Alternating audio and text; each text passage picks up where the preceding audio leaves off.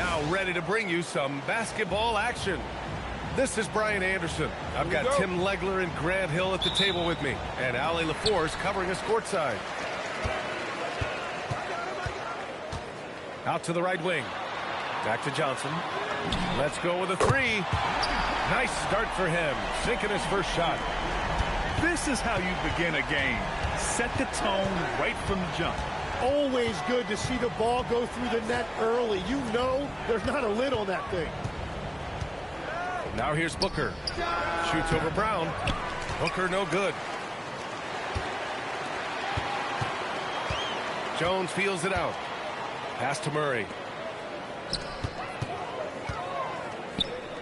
Left side Johnson. Outside Jones. Back to Johnson. Down to 5 on the shot clock. And it's Phoenix with the rebound. In transition, here come the Suns. Left side Booker. Shoots over Brown. And it's Booker again missing. Now Jones. He's covered by O'Neal. Here's Johnson. Oh, and Johnson slams it in. Oh, not the defensive effort they need to cut into the lead. Boy, good call. You have to at least try to protect the rim. Yeah, I mean, when you're fighting back, you cannot give up plays like that. Now here's Johnson. He's got 5. Denver moving it around. Here's Murray. Tipped. Brooks with it. He's picked up by Jones. Offensive rebound. It's good on the putback. Just great positioning to get the rebound, then get it back up. There's the drive. And the dunk by Jones. Attacking the rim with power. Tremendous finish. Here's Gillespie. Booker for 3. That shot off the mark. He didn't make them pay for that weak defense, but they just can't rely on him to miss those kind of shots. Out to the right wing. Back to Murray. To the inside. Jokic. And Jokic throws it down. And dunking it with authority inside. This is why Jokic guys look to feed him down there. It's good. Easy look when the defender isn't fighting over the screen. Yeah, and that's the effectiveness of the two-man game right there. Now here's Johnson. He's got 5. Right side Murray.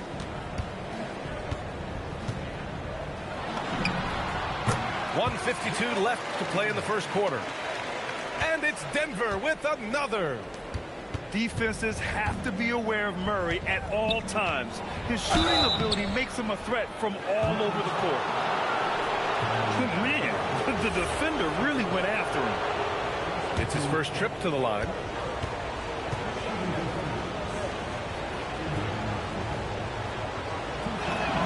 First free throw is good. Yeah, just an offensive machine. Booker generates points consistently, night in and night out. And so he hits both. It's not luck that he's so steady at the line. It's through repetition and hard work. Pass to Jokic. And the dunk by Jokic.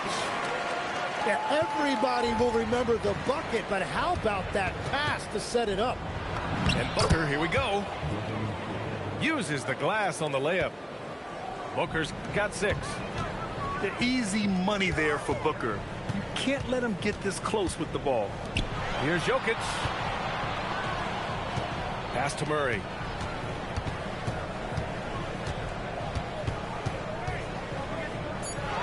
Now here's Brown. Beyond the arc. Murray, no good. There's 47 seconds left in the first. Outside, Green. Drills it from deep.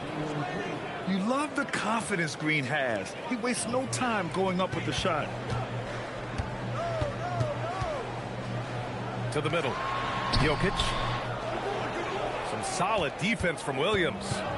The Suns trailing. Up top, Booker. 6 points for him. Now 5 seconds separating the shot clock and the game clock.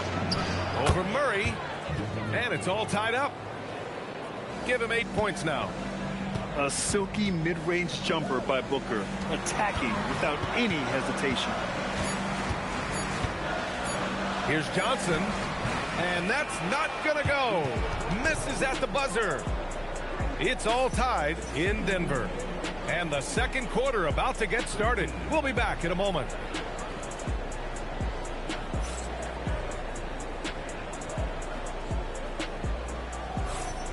And close game underway so far. We'll see if either of these teams can jump out ahead in the second quarter.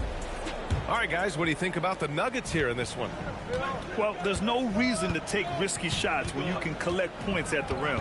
Had a feeling this was going to be their strategy coming in. They've got a major size advantage to be able to execute this.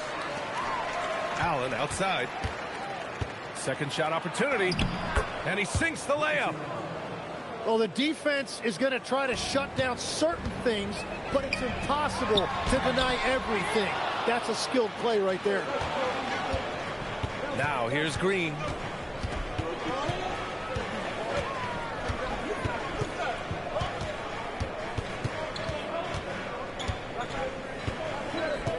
Down low. Here's Iguodala. Outside for Green. Over Murray.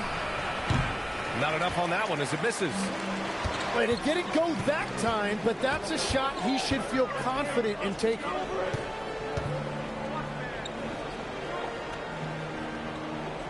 Pass to Johnson. Fires the three. That's good, and it's Jones with the assist. Johnson's got 8. He made the most of that opening, teaching the defense a lesson. And so the timeout by Jordan Ott here. He's going to talk it over with his guys.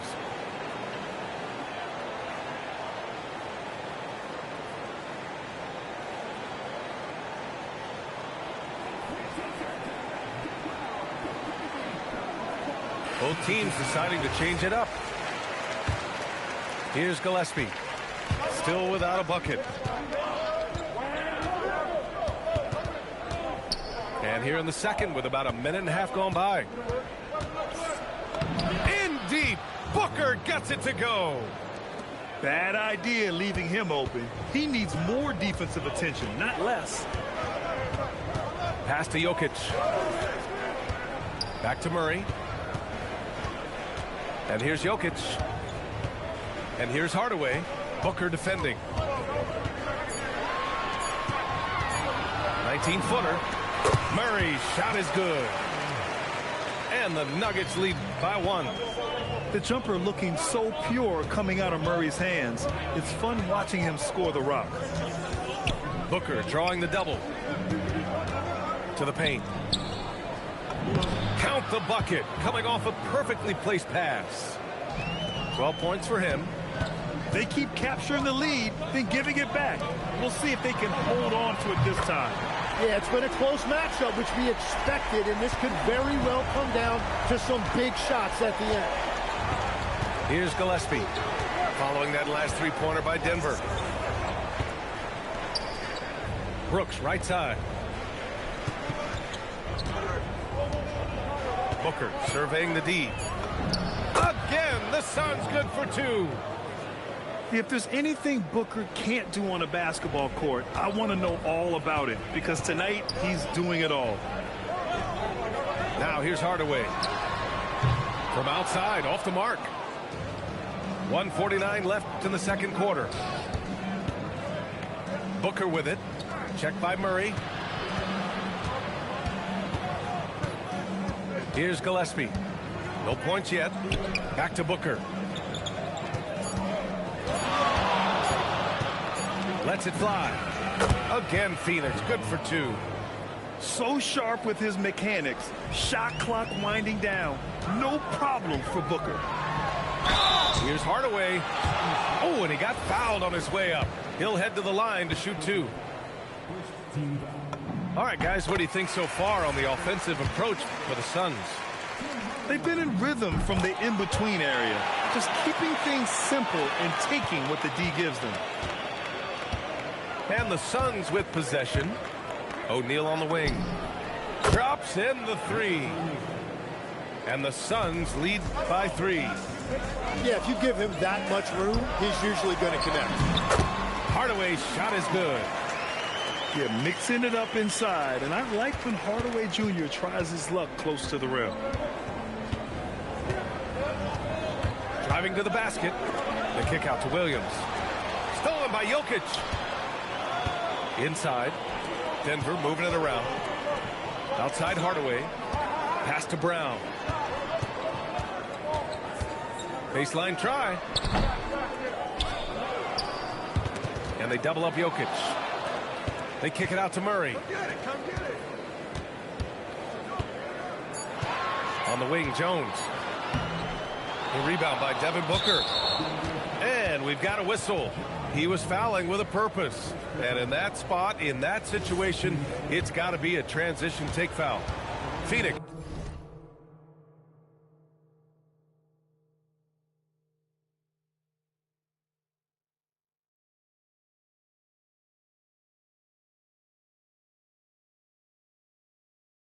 Shooting their 3rd free throw attempt of the game. Booker, no good on the free throw.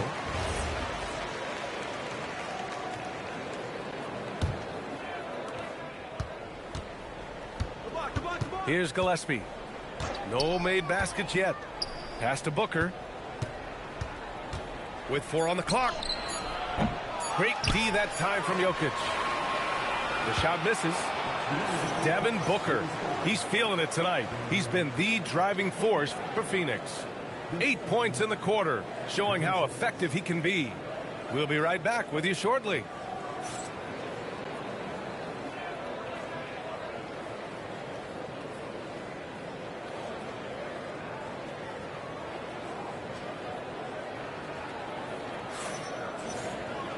And as we get into this 3rd quarter, as we've seen so far, neither team able to create much separation on the scoreboard.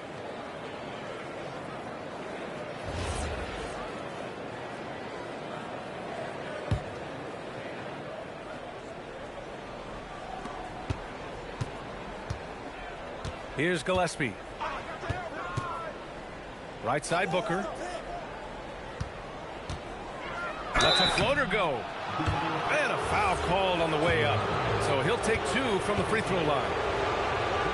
It goes on Tim Hardaway. And just a classic pump fake move. I mean, Booker wants the defender to make a mistake and foul. And good on the second, so he makes them both.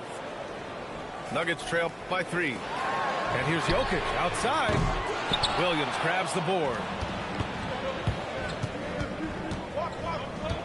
Here's Gillespie. He's scoreless. Outside Booker. It's hauled in by Nikola Jokic. Here are the Nuggets with the ball. Right side Hardaway. Back to Jones. Outside Brown. And they're unable to get the tying bucket there. Booker for 3. Rebounded by Denver. And with a little over a minute gone by, the second half is underway. To the right side. Pass to Murray. Back to Jokic. O'Neal pulls it in. Phoenix leading by 3. Now Williams. Back to Booker.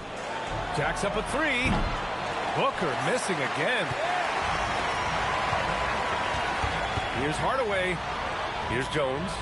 Williams defending. Pass to Jokic. And again, it's Denver missing. I know he's on a cold streak, but he can't let that get in his head.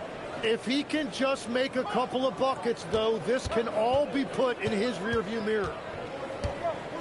Now here's Booker. He's got 18. 2 points. That one goes. Booker's got 4 points now in the quarter. Picked it.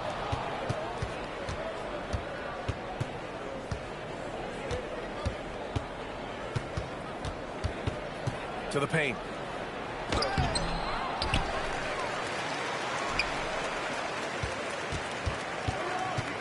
Goes back up. Back to Williams. Shoots over Brown. Can't cash in the 10-footer. Nuggets trail by 5. Down low. Here's Jones. They still need this. Unable to get that one. And so it's Phoenix with it. Third quarter here, and 3 minutes have come off the clock. Here's Booker. Hauled in by Brown. Hardaway with it. He's got 7. Pass to Jokic. And it's Phoenix with a rebound. Here's Williams.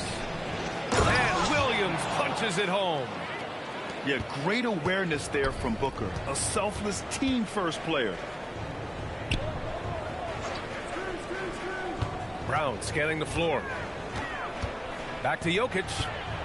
Kick out to Brown. Denver moving it around. 5 to shoot. Puts it up from 12. And again, it's Denver missing. The Suns lead by 7. For 3, Booker. Pure from 3-point range. Booker's got 23 points. And I like how Booker is selective taking threes. Makes it count when he does take one. So David Adelman's decided to call timeout here. I think right now he might be looking at some adjustments.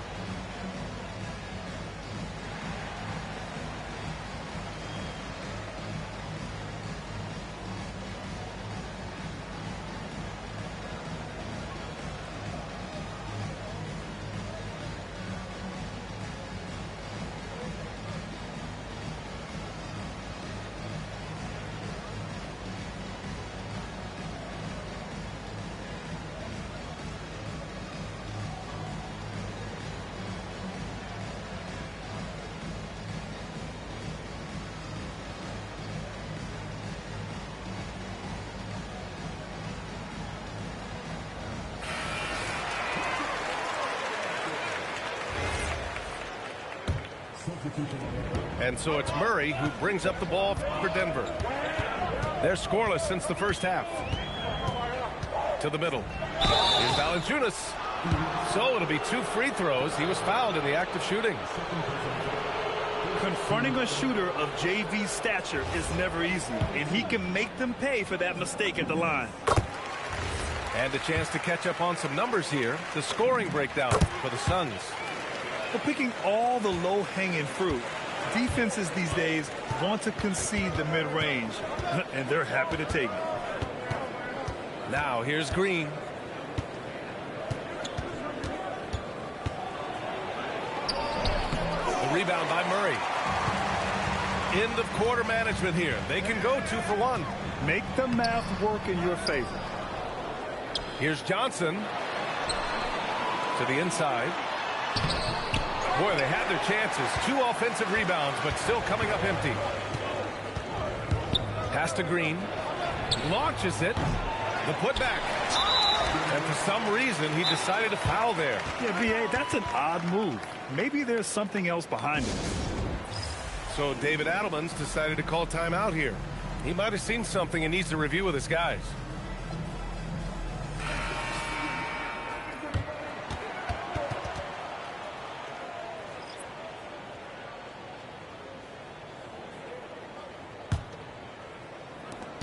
.12 seconds left in the third quarter.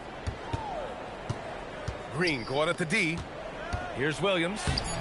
No good with a layup. Got it off in time. No good. Misses at the buzzer. And we've watched 3 so far in this one. Phoenix out in front.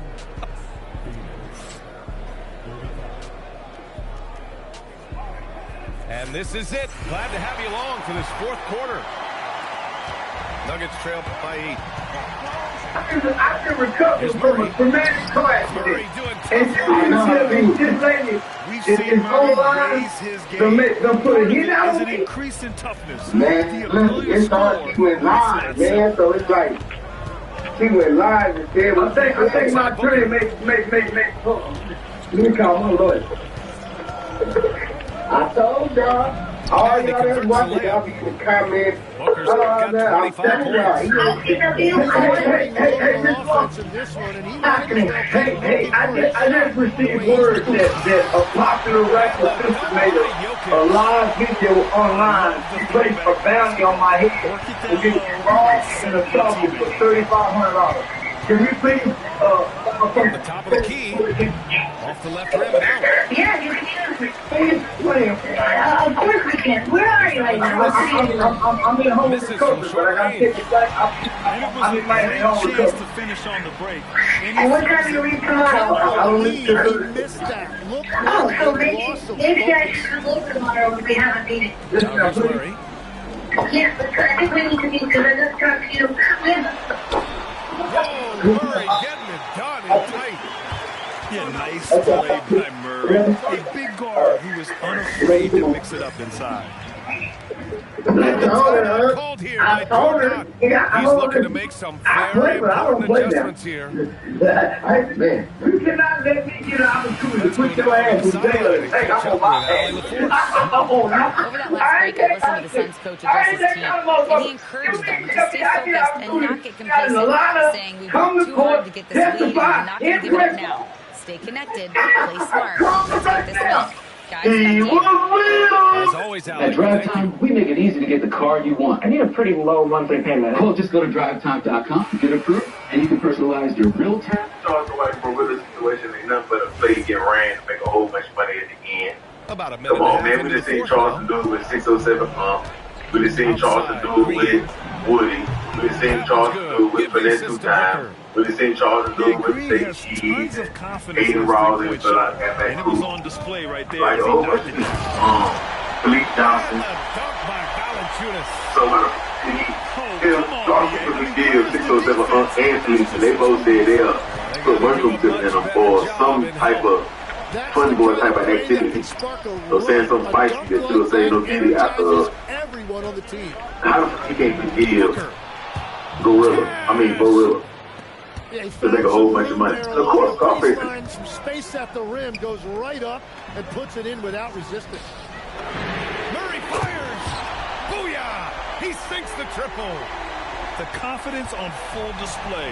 Murray recognizes ahead of time when to shoot off the catch. Now Green.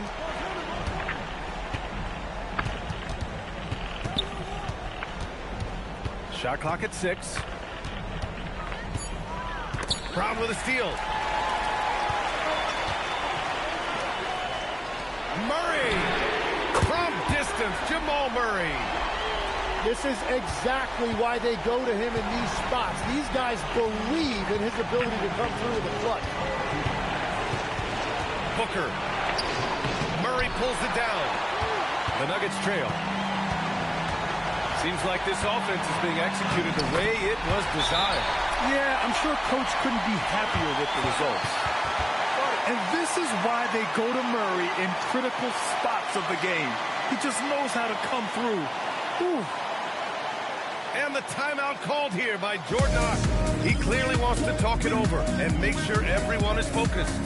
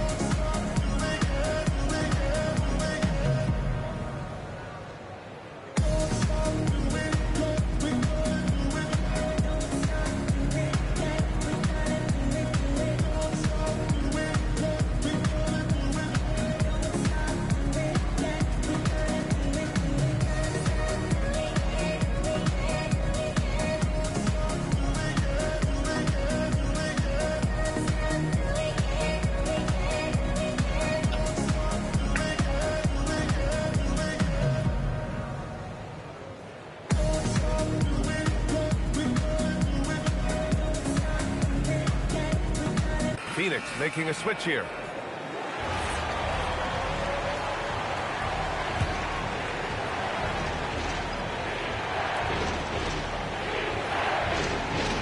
Here's Gillespie.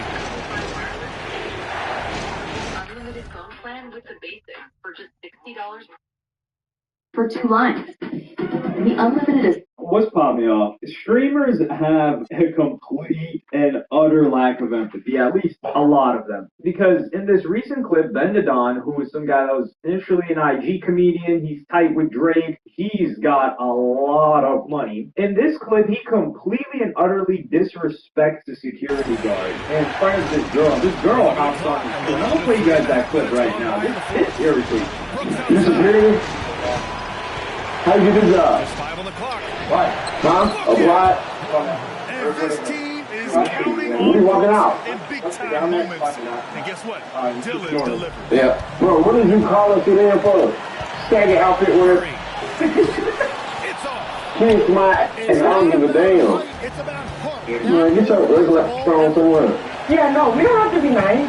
No, it's not about always being nice. So Alfred, number one, this guy, Ben he was one of the most popular clips around this guy is that he buys chrome hearts and he has a closet full of chrome hearts, which is like, I don't know, like $10,000 for each pair of jeans because they don't go down in value. It's actually kind of smart, or because they go up in value. Yeah, it's kind of smart to be honest. But the point is, this guy, I think at one point, how he made the majority of his money was via managing OFs. He's very cool with Ari. He has a lot. I think he's very cool with Gucci. He has a lot of homegirls. And you have to give him some credit here. He keeps these chicks as his homegirls. He even talks about, like, I'm not trying to practice this. These are my homegirls. So he's able to maintain those relationships, which are very beneficial to him, not only on a social level, but also on a social media level, because he's collaborating with these chicks. They're turning him up. He's a funny guy. He is a very funny and entertaining guy. He's also done a lot of announcing for Aiden Ross's boxing events. But the point is that this guy made a bunch of money off of the OF stuff, because the point I'm trying to make here is that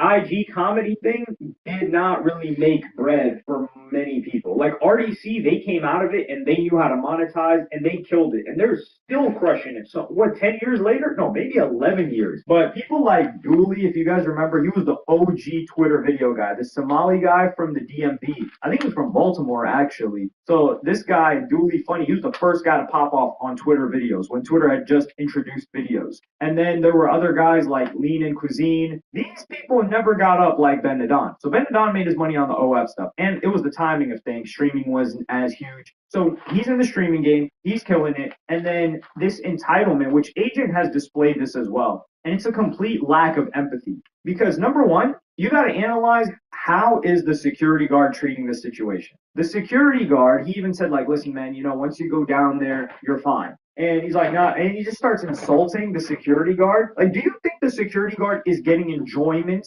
out of telling you that you're not allowed to record in a mall? The guy's just trying to get through his shift. I mean, there's probably some of y'all that are watching this that probably do security. Some of y'all probably got the night shift, so you got the finesse. You're like, yo, I'm doing security at the hotel at the night shift. Maybe you're at the front desk, and you're like, yo, I get to watch stuff, I get to study stuff, I get to listen to stuff overnight, and I'm getting paid to do it. This is a great gig, and it is a great gig. Just don't get trapped in that gig. Always keep looking forward. But the point is, the security guard, when he sees a streamer come in, there is a heavy sigh. This is where I'm saying these people lack empathy. They've been too far removed from 9 to 5 for too long. This is why I keep myself in my mama's basement, so I remember what it's like. Granted, you know, it is really expensive to live on your own, so I ain't got bread like that. But you think about it, okay, let's say I'm a security guard. What perception of streamers does the average person have? Because streaming is very popular right now. They're seeing crazy clips. They're seeing people smacking each other. They're only seeing the wildest stuff. So somebody being followed by a cameraman into the establishment, into the mall, there is a heavy sigh. He's like, oh man,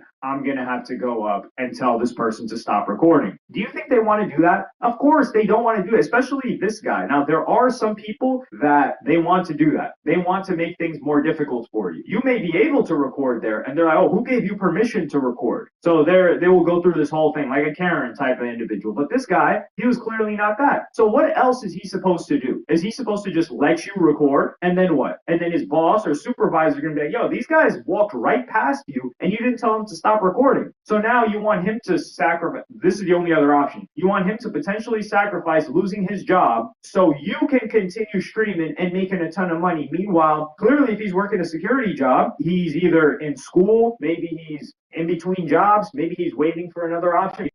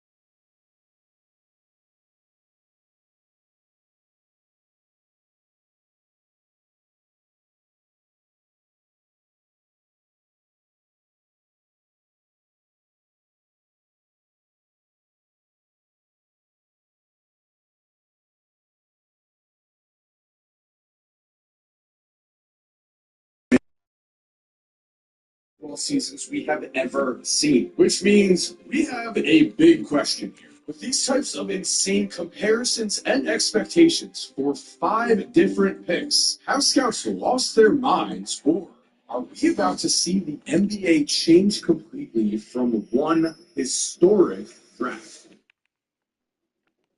Nba2k26 is having the best season by a freshman wing since Kevin Durant in 2007. Looking at the base stats of current NBA All-Stars or better who became top 3 picks, it's KD at 1 and AJ at 2. What's even crazier is when we factor in efficiency, AJ actually has a higher true shooting percentage than Kevin Durant and has been more efficient than the huge names we're looking at. Throw in the fact that he's 6'9" with Tracy McGrady comparisons, that he has a 7-foot wingspan, can attack the basket from anywhere, playmate, initiate the offense, rebound at a respectable rate, and we are left asking, how is this not the easy #1 overall pick? Because AJ is producing like the most complete freshman wing we have seen in over a decade. Scouts say his 2 biggest weaknesses right now are ball handling and 3-point volume. He is averaging 2.9 turnovers per game, and his dribble can get sloppy at times. But for his size and position, his handle is still more than respectable. And while he is only making 1.3 3-pointers a night, something that will not fly in the modern NBA, he's also shooting 35.9% from 3, so the ability to improve his shot is there. But are these concerns about AJ big enough to overlook everything else? Here's what we need to understand about AJ. He's essentially a basketball prodigy whose game has been nitpicked to death. In 8th grade, he played high school basketball and averaged almost 20 points per game. Then, headed into his sophomore year, he generated once-in-a-generation buzz after leading the Nike Peach Jam in scoring over seniors and future top draft picks like Dylan Harper. That made AJ a household name, but when talking about dominating players 2 years older than him, AJ said, I thought senior sophomore, 15 players that's like Dylan Harper, like those guys. I was what, 26, but that wasn't like a good judgment. AJ is a winner, and this kind of mindset is special. So is the fact that only 9 freshmen in the last 20 years have averaged at least 23 points per game this season, and AJ is about to come with 10. But when a player has been on NBA radars this long, people stop looking at the positives and focus only on his negatives. That's what's happening to AJ, except so many NBA players have been praising him. Kevin Durant has said, I love him. I was impressed by his size, fluidity, and ball handling. Devin Booker said, you can already tell the maturity level. The competitive nature comes through in the conversation. And Draymond Green compared him to Anthony Edwards. He gets downhill like Ant-Man. Like, the way he attacks the basket is like Ant-Man. A 6'9" Anthony Edwards with an insane work ethic. In middle school, AJ was doing 3 workouts before 2 p.m. and then finishing the day playing summer league. BYU had to ban him from the gym over the summer because he was working too much. His dad is a former police officer who made him and his sisters do 100 push-ups a day, going as far as to install cameras in their house to hold them accountable. AJ once got a C- in 6th grade, so his dad drove him 6 hours to an AAU game, let him warm up, and then had the coach bench him to teach him a lesson. In other words, AJ's been taught you need to work hard to be great, and that discipline keeps showing itself. AJ began this year averaging 20.9 points over his first 10 games. In his last 15 against better competition, he is averaging 26.7. He has the physical tools, he's only getting better, and if this is what he looks like right now, then what are scouts seeing that makes Darren Peterson the projected number 1? Darren Peterson is becoming one of the biggest mystery prospects we have ever seen. Just weeks ago, he had the label of a generational scorer. Guys like Doug Gottlieb have said Peterson is the closest thing to Kobe Bryant they have ever seen. Sports Illustrated said his play style compares to Kobe, while his potential development will resemble Anthony Edwards. But with that said, we are starting to see tweets like this pop up. Billy, this is Darren Peterson. He's a 6'5", 200-pound pure scorer and is a matchup nightmare. Only problem is, he every day the room. How can you those questions? Each market has 2 pieces. Yes, and look, choose sides of the room. If you're right, your position settles as one time.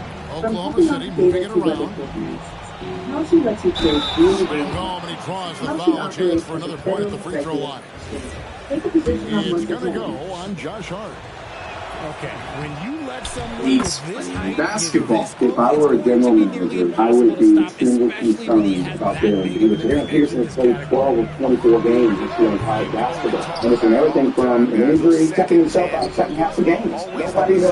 Nobody wants to talk about him. It doesn't feel like he really wants to be. And then this is a $5 KP of when kids get paid NIL and they get money up front, right? So that's the way it goes. It's like, well, if I don't want to be here, I get my money up front. Then I can check out when I want to check out. That's what this feels like. Yes, there is now a shadow of a doubt cast over Darren Peterson as he's simply not playing in enough college basketball games. At first, we were told that this was just a nagging injuries, and maybe this was even a positive. If he's really been playing hurt, then averaging 19.8 points per game in the 14 games he's played this year would be incredibly impressive, especially because Darren Peterson has showcased an NBA-ready jump. He's been knocking down 2.7 threes a game over 41% shooting. Let's be honest, this shot just looks so good. And when he's on his game, Peterson can score seemingly at will. He has elite athleticism that lets him blow by defenders and finish with anyone at first. And he also has the control to score from anywhere on the court. In high school, when he played AJ DeBonsa directly, Peterson came in ranked lower than AJ and scored 61 points to show everyone it is Darren Peterson who should be the number 1 pick. His upside is unreal, and in college, Gabe Billis thinks it's been more of the same. And the last guy I could say that I feel like scored it as easily as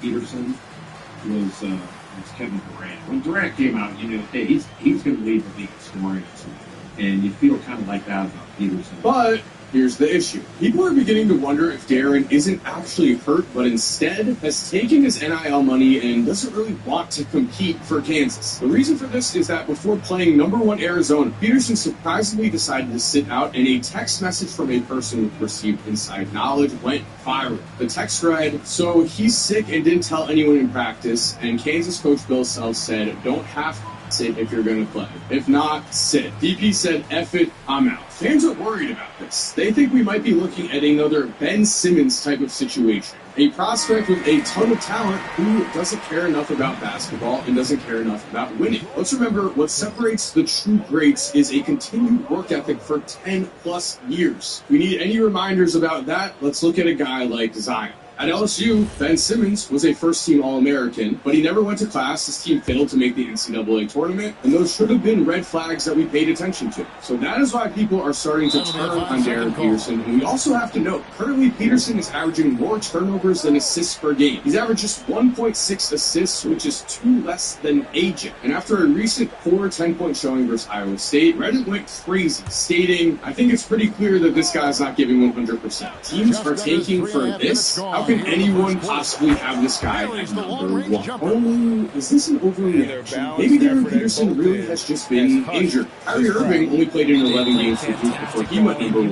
And against AJ and BYU, both Peterson and AJ scored 17 points, but Darren had to sit out the second half. So in just one half, Peterson showed insane upside. He knocked down 3 threes, but what's even more impressive was this. Let's watch here as on an incredible drive to the basket. Against multiple defenders, Peterson switches hands at the rim for a finish. Then, a few minutes later, he gives us a look at his fadeaway mid-range game. Again, just smooth and in control. And to cap it all off, we have this drive to the basket where he throws it down over a poor BYU big man. When we watch Peterson's game, it speaks for itself. And all reports on the side say that he does have an elite work ethic, so maybe this mystery is just overblown and will solve itself by March. Darren still has plenty of time to prove that he is the number 1 guy, and the worst he's going to fall to is number 2. Which raises the question for us, though. How is it possible that Caleb Wilson, a freshman who is compared to Kevin Garnett, is not going to be a top 3 pick? Because Caleb Wilson was supposed to be a raw athlete who still had to figure out how to get the most of his ability. But then, when we compare Caleb's stats to college stars such as Anthony Davis, Evan Mobley, Stephon Graham, Cooper Flag, we see that Caleb belongs right on this list, which already tells us so much about his production. But in terms of his mentality, before the second game of this season,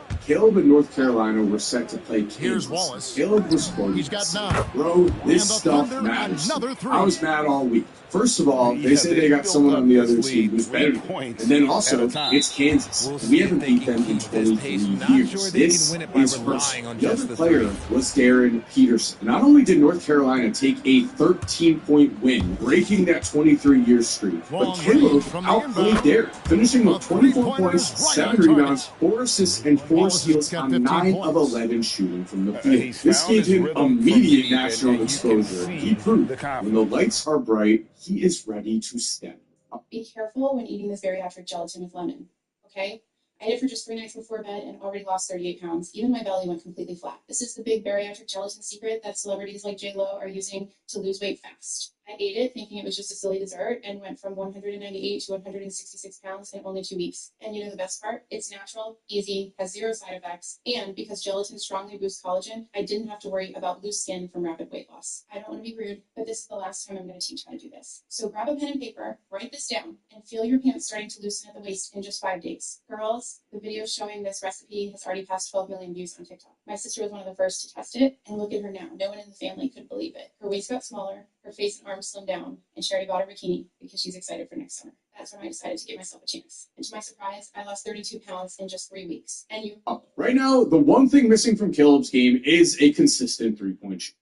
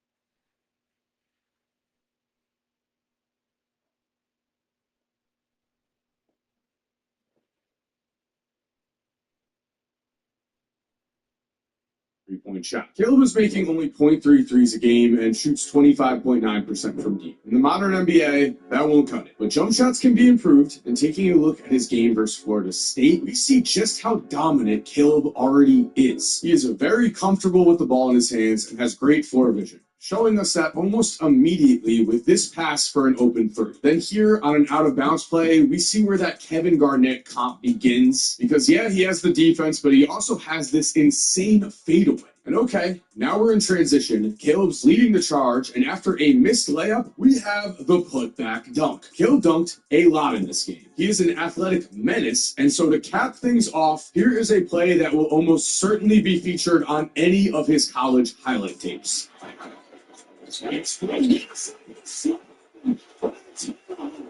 This game was also nothing new. Caleb Wilson is second in the entire nation in dunks with 67 in 24 games, almost 3 dunks a night. In every game he plays, his athleticism shines, but he is not the raw type of athlete we were told he was. In fact, Caleb has a remarkably consistent game. He is averaging 19.4 points per game this year. But the most points he scored in a single game this season is just 26. However, he's also scored 20 or more points in 17 of North Carolina's 24 games. You could pretty much write in a 20 and 10 stat line for him every night. And this combo may mean that the number 4 pick might be too low for Caleb, even with all of the talent ahead of him. He's an athletic freak who is also 5th in the entire NCAA in PER and 3rd in box score plus minus. His ceiling is truly tremendous. So will scouts regret not ranking a Kevin Garnett type clone higher? We're going to see.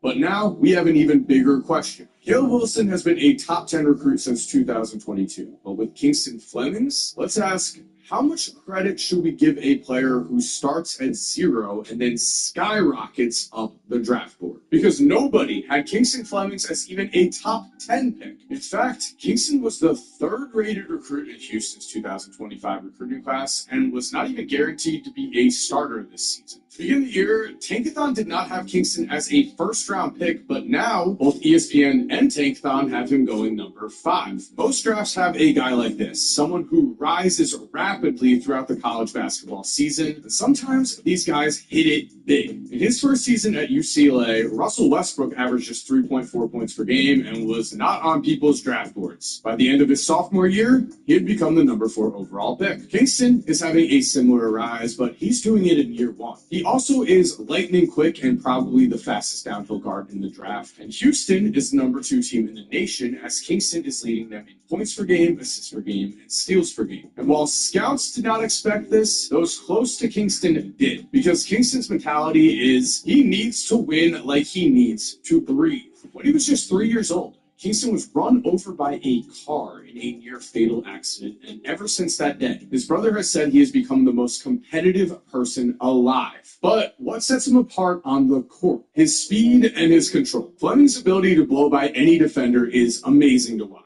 What has skyrocketed him up this year's draft board was a 42-point game against Texas Tech and an 8-steal game versus Florida State. But just looking at his best games would be too easy for us. So instead, let's focus on Houston versus Auburn, where we can really get a feel for Kingston's game. Right away, we see that he scores through a mixture of his insane speed and then touch, as we watch a tough floater connect. Now, Kingston can throw it down. Against Oakland on this dunk, his head was near the rim, but that is not what his game is really about. Back to Auburn, we have a very nice dump-off pass, as Kingston is always found making the right play. He doesn't always need to go all the way to the basket. His mid-range game is already filthy, as after a blow-by, we watch that mid-range jumper connect. And then in the clutch, Kingston wants the ball. Using his biggest weapon, he just simply dashes by a defender for an easy layup. And then ISO situation, ball in his hands again, another mid-range jumper that helps seal this game for Houston. Kingston isn't just fast, he is fast without losing his balance. And because of this, out of every freshman in the last 20 years, Kingston Flemings has a top 10 box score plus minus. These physical tools and ability to score from multiple places on the court have risen him to pick number 5. However, when we have a rise like this, we can often find a boom or bust prospect. So the only question is going to be, what is Kingston's ceiling in the NBA? But speaking of analytics, we need to talk about Cam Boozer, because Cam is having one of of the best advanced stat seasons we have ever seen from a freshman basketball player. The only thing that is holding Cameron Boozer back from being the guaranteed #1 pick is top-tier explosiveness. But in a world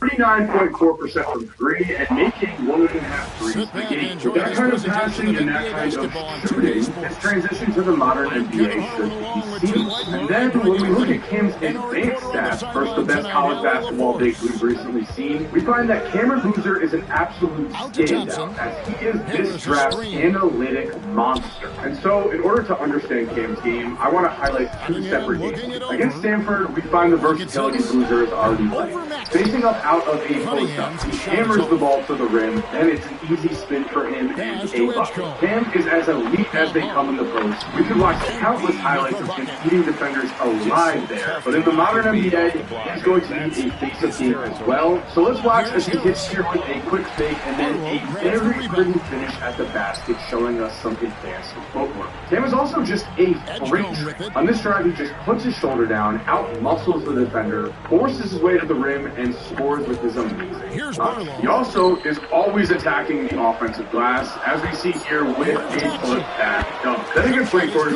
we could watch a lot of scoring highlights again. Like I mentioned before, Cameron Boozer eats out of post-up situations, and that's because he always makes the right play. Here we see a post-up, boom, Cam finds the open man for a score. Then we have another post-up, and Cam does it again. Another easy basket. I really want to highlight here how great Cameron Boozer's court vision and decision-making are, because this is what sets him apart. A winning style and extreme skill set that helped Cam become both Gatorade National Player of the Year and Mr. Basketball USA as a senior, and also as a high school sophomore. Yes, Cam was also a high school prodigy who in college, get this, leads the nation in PPR, offensive, defensive, and total win shares, and box score plus minus.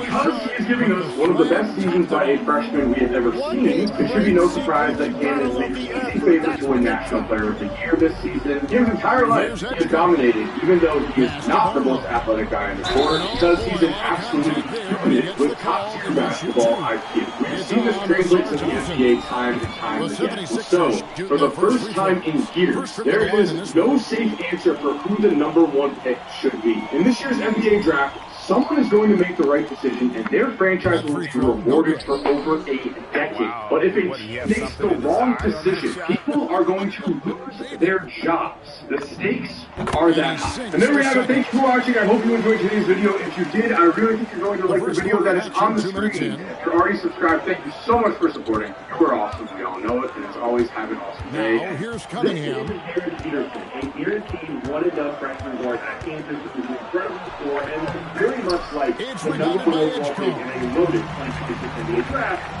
When he actually plays, arguably the biggest story of college basketball right now is the fact that his second shot goes in, off to a good start, 2 for 2.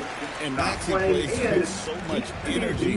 That time he wheels that one in off the contact. At best means that he has a bunch of injuries, and at worst means that he either doesn't play basketball that much, or is putting on his teammates or some other flash here to try and protect his draft positioning at all costs. I mean, just look at the clip from their game against Oklahoma State. It looks like Aaron Peterson's got looks at his head coach himself, asked to come out of the game, and himself immediately calls timeout. And then Peterson doesn't play the last 17.5 minutes of the game. A game that Peterson is not winning, by the way. And this has been a thing the entire season. He had some lower leg injuries, missed a bunch of games outright, and then a cramping problem that is at least publicly stated reason hasn't been playing in the second half of a bunch of games. But lately, thanks to that story, head coach Bill Self, who previously had defended Peterson publicly, is now coming out saying he thought the cramping issues were solved and he's disappointed that he hasn't been able to play in the second half of the game. So clearly, something else got happening. 6. Why is he leaving these games Just a early? If it's not fantastic because of a decision why is maker. he seemingly Cunningham not giving playing it at up times in against that some of the two-man best set. competition on Kansas' schedule? And Is this an timeout injury called thing that by we're Nick just not aware of? Is this an He's going to aging take a thing? minute here to What get things exactly is straightened out. happening? All of these are questions that need to be answered for a guy that still very clearly could be the #1 overall pick in the draft. So first, let's talk about the injury. In the beginning of the year, there was a quad injury issue that wasn't ever really fully specified, but it caused him to miss time in non-conference play. Then there was a hamstring strain, which seems very legitimate. It sidelined him from multiple early season games, including high-profile matchups against, at the time, number 5 in November and number 5 Utah in December. And the hamstring strain seems to be legitimate, which still seems possible as a draft prospect, but he missed like 7 games in a row. So clearly something was actually wrong. Another legitimate injury seems to be when he sprained an ankle in January, causing him to miss time. And then the #1 injury prevailing over all of this has been serious cramping problems that seems to be the reason or publicly stated reason that he's losing games early and not finishing the second half. This coach will noted that it wasn't something that Peterson dealt with in high school, but it was something that the team was taking seriously, and they felt like as the season progressed, they were better equipped to manage it now than they were earlier in the year. But he's also said, once again, publicly, that this has happened often enough that the team is now getting used to playing without it. Now, in addition to the cramping and kind of at times in conjunction with the cramping, there also was this illness issue.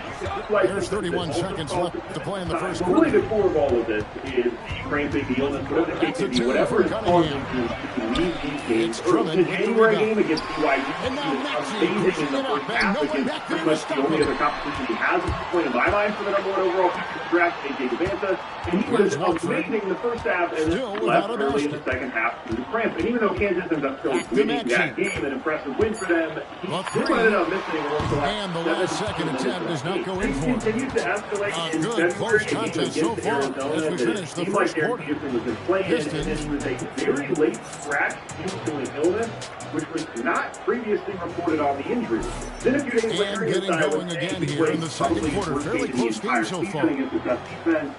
In a moment to look at the scoring approach in terms of where the points are coming from for the Pistons. Straight away, they things up offensively, skillful passing, running smart plays, and just setting guys up for success. Houston has an unbelievable first half against Oklahoma City. 23 points in 18 minutes, and as I showed in the earlier, 2 free throws coming up. Officials on the call with the foul. Kind of ask out of the basketball game and not play for the over 17 minutes that were left inside, in the game earning in the that second whistle half. in the process. Free throw good. Maxey.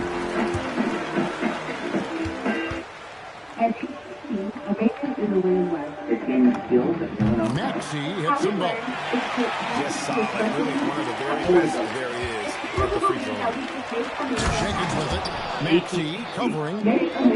Oh, just solid. From now until the finals, when it's a tight ball game like the this, 5 most likely teams to win the championship. Not because they look the best every single night, but because when the playoffs get ugly, they've got the experience, the counters, and the highest ceiling to actually finish the job. And starting off at number 5, I've got the Detroit Pistons. You can see his Yes, feet more playoff experience matters a ton. And yes, the Pistons don't have a lot of it, which is why I very nearly put Boston here instead. But the Tatum injury cloud is the only reason the Celtics are not in the top 5. The way I see it, Detroit has been the team that's attacked the regular season the hardest. And we see this story all the time. A young team jumps up, grabs a top seed, and then the playoffs hit and things get a lot harder. Because every older team just raises their level of intensity, and suddenly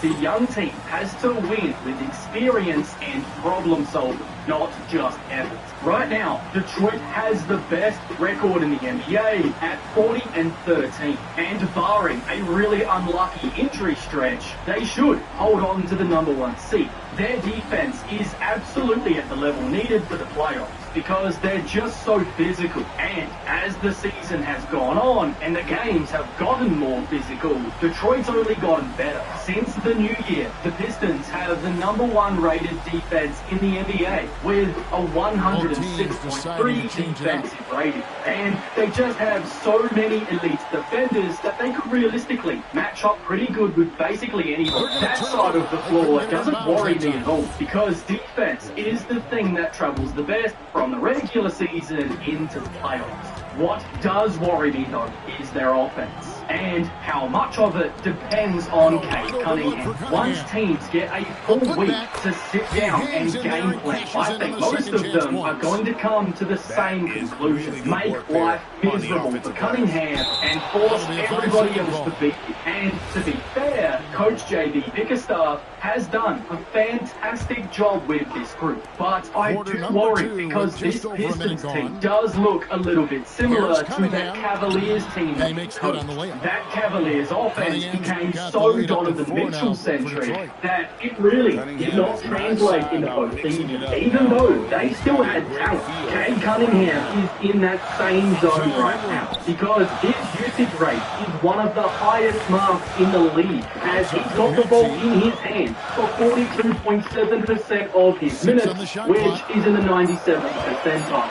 That is a ton of responsibility on one guy's shoulders. And it's why I still feel like this team is missing a true secondary option. We were all talking about it before the trade deadline too, because if Detroit had made a swing to bring in a real #2 next to Cade, I think it would have changed their field, but that move just never came. So now they're going to need to do it right to me. They'll be looking at guys like Tobias Harris, Jalen Duren, and probably even Duncan Robinson, who collectively step up and give them enough offense to survive. And I do think that those guys can help. The problem is, nothing beats having a second guy who you can just give the ball to and say, go get a bucket, especially when the game slows down. And the bigger issue is that so much of what those guys get is created by Cunningham. So, if Cade is being space guarded at half court and teams are blowing up the action before it even starts, the whole thing could get very shaky very quickly. But because defense matters so much in the playoffs, and because Detroit has been so good on that side of the floor, I just couldn't fully eliminate them from my top 5. Now, coming in at #4, I've got the New York Knicks. They've been a roller coaster all season, and there's no other way to put it. They started slow, then won the NBA Cup, then January hit, and they went on a 2-9 stretch, and now they've gone 10-2 going into the All-Star break. So yeah, it's been messy, and they struggled against Detroit, while also Karl Anthony Towns has been having a down shooting year, and that's made it even harder. But even with all of that, the Knicks are still legit to me because they have the playoff experience, and they have a guy in Jalen Brunson who you can absolutely trust in the biggest moment. The defense is the swing factor for their title chances.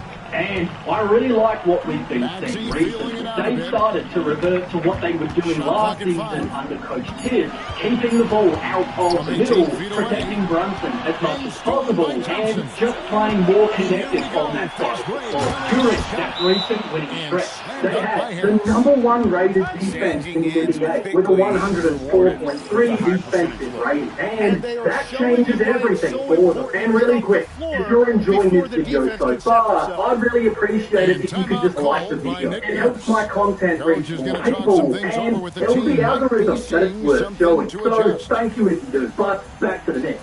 When they are getting stopped, they straight up turn into a nightmare. In that same winning stretch, they were #1 in net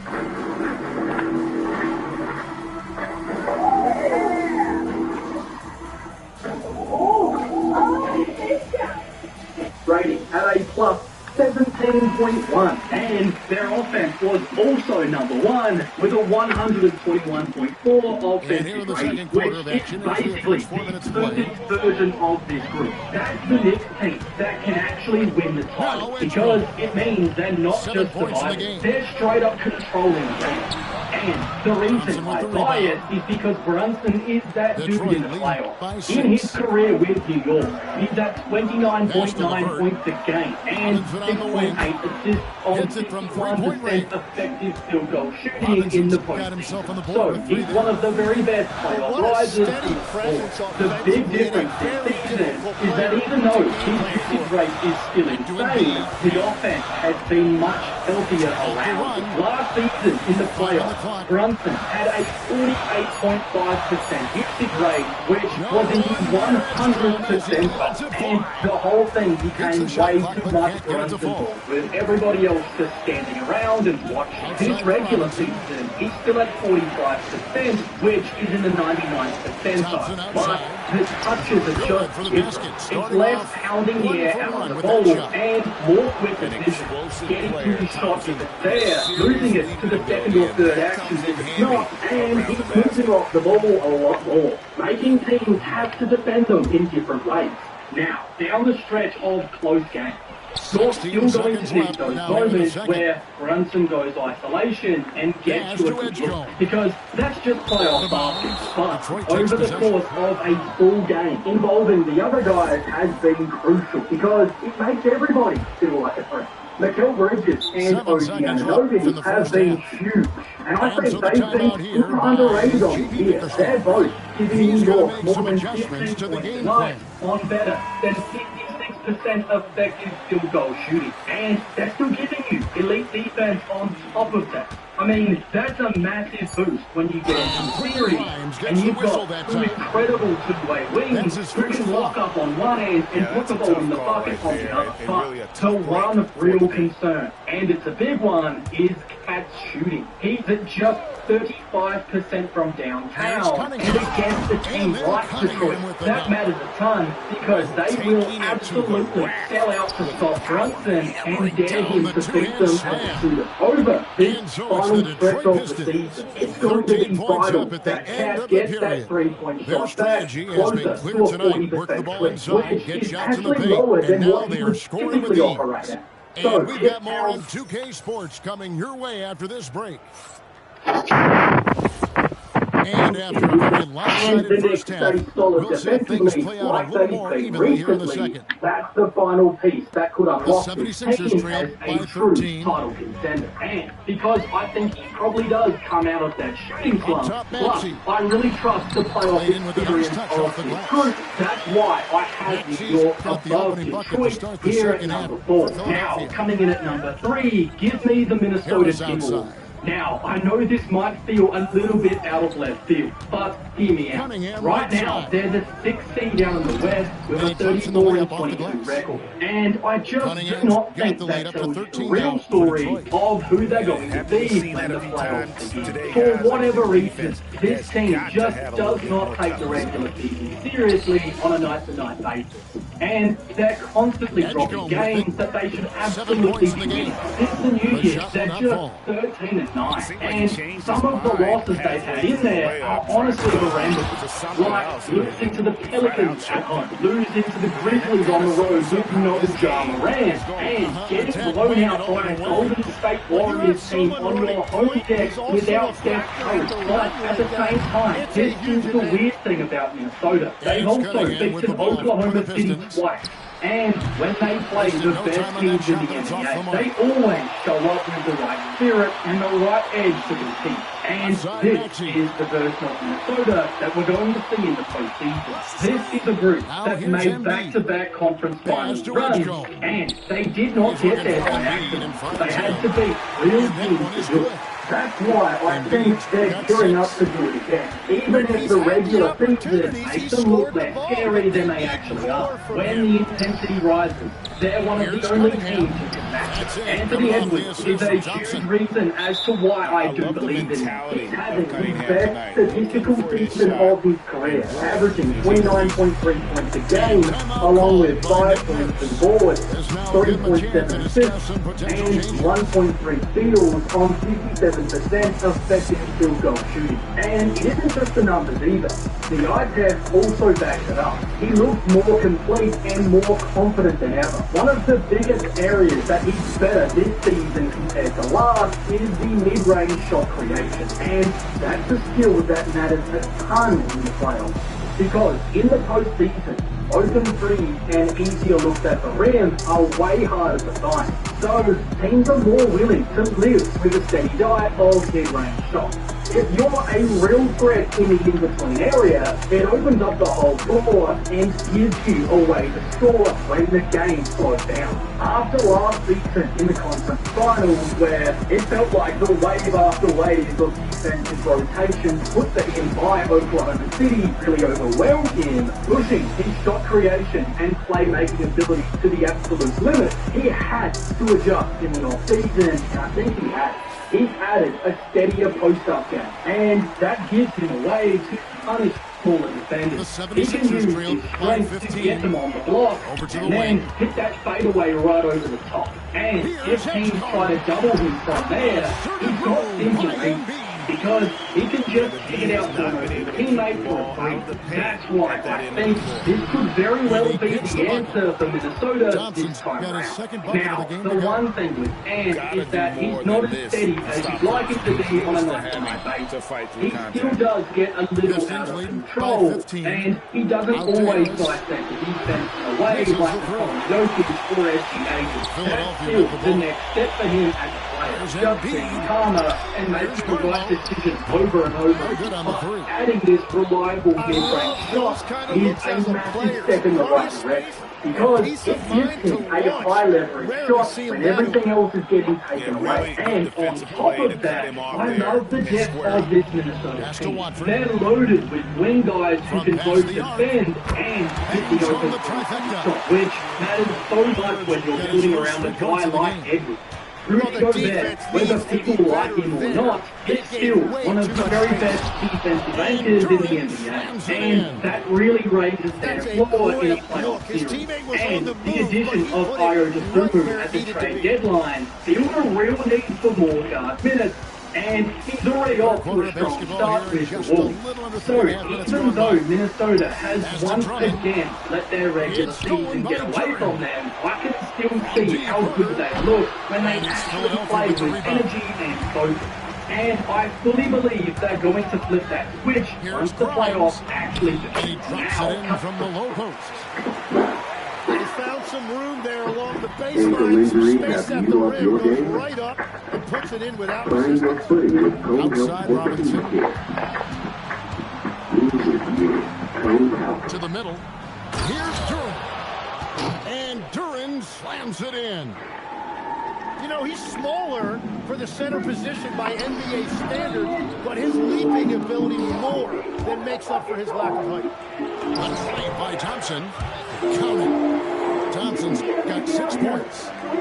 So fast the foot. On the run, I see it. Tough to catch. And here's Payne. Scoreless thus far. Inside. Outside for Robinson. Back to Harris.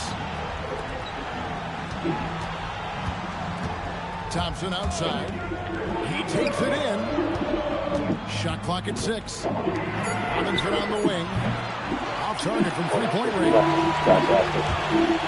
Top of the key, Watford. Back to Edwards. Gets it off. And so is Detroit. In command with a 16-point lead as the buzzer sounds. They've got their field goal percentage. The question is, what are you going to do about it? And we reach the fourth quarter in a game that may be already out of hand. And so it's Cunningham. He'll bring it up for the Detroit Pistons.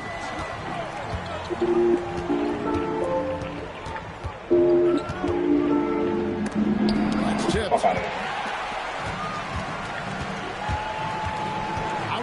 Maxey. A baseline shade. And contact on the shot, so he'll be shooting free throws here. Probably the last guy you want to foul out there, Maxey. Almost automatic at the strike. Thinking at number 2, I've got the Oklahoma City Thunder. And just to be clear, this isn't some take because of what's been going on recently. This is how I've seen it all season. I'll explain the main reason behind that once we get to number 1. But Oklahoma City should still feel really good about their chances to repeat as champions. The biggest thing in their way this season has been health. And even right now, it's the same story. Shai Gilgeous-Alexander was having another all-time great season before going down with an abdominal strain, and per Shams Charania, he's going to be reevaluated after the All-Star break. And honestly, this has been the trend with Oklahoma City all season. They just have not been able to stay on the floor. And coming off a championship, we see this all the time. Repeating is so hard in this league because you played the most basketball this year before. You already spent all that energy to win it, and now everybody treats you like the team to beat. Every night you're getting the best shot from the opposing team, and it's basically playoff intensity basketball for 82 games. And to really show you how banged up Oklahoma City has been this season, their ideal starting five, SGA, Dort, Jada, Chet, and Hartenstein, have only played 91 possessions together this entire season. That's basically 2 to 3 games worth of run. I mean, that's insane. And somehow, with all of that stacked up against them, they're still right at the top of the West with a 42-14 record. On the season, they're number 1 in the NBA net rating at a +12. And that mark is actually top 3 in the history of the NBA, behind only the 1996 Chicago Bulls and the Thunder last season. So yeah, they're still absolutely steamrolling their way through the league at a historic rate. They're also number 1 for defensive rating at a 107.4 defensive rating on the year, and the offense is still really strong as well at a 119.5 offensive rating. Which is still the best. And the reason that I trust them so much in the playoffs is still the same reason. Shai Gilgeous-Alexander. He's just so hard to take out of the game because he can get to his mid-range spots. He lives at the free throw line, and he's gotten better at moving the ball and finding teammates when the defense tries to load up on him. And that's important because teams are going to try and pull him again in the playoffs.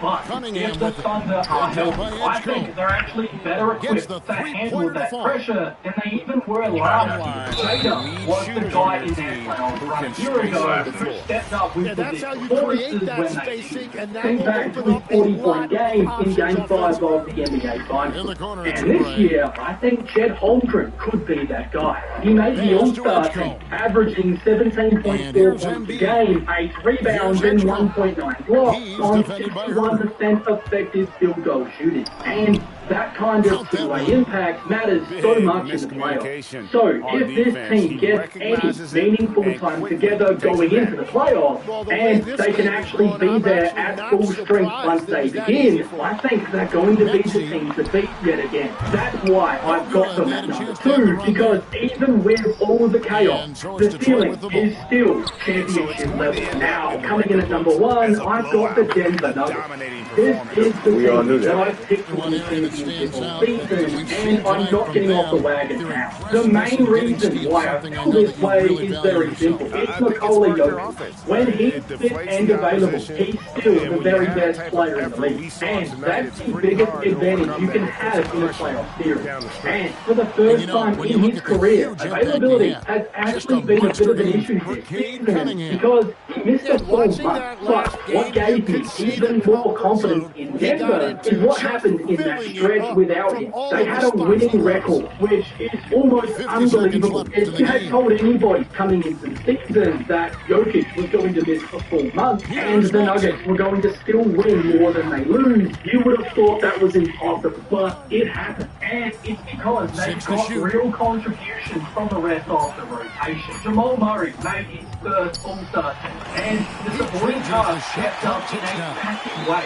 This team just looks way different than they've ever had around Jokic. And the biggest example of that was Peyton Watson. Over a 14-game stretch without the Joker, Watson averaged 22 points a night, 5.6 rebounds, 3 assists, and Now 2.7 combined steals and blocks a game on 49% from the field and 47% from three. He was impacting both sides of the floor, and that kind of run changes how he look at Denver. Now, he did pick up a grade 2 hamstring injury in the loss to Denver, and he's expected to miss 4 weeks, which is absolutely a gut punch for Peyton. But if he can come back and give them anything close to what he was providing off the bench in a playoff series, with his ability to defend, hit threes, and create a little bit off the dribble, then Denver just got way harder to deal with. Because that's always been the Nuggets' issue. The starting five will look incredible, then the bench comes in and that lead disappears.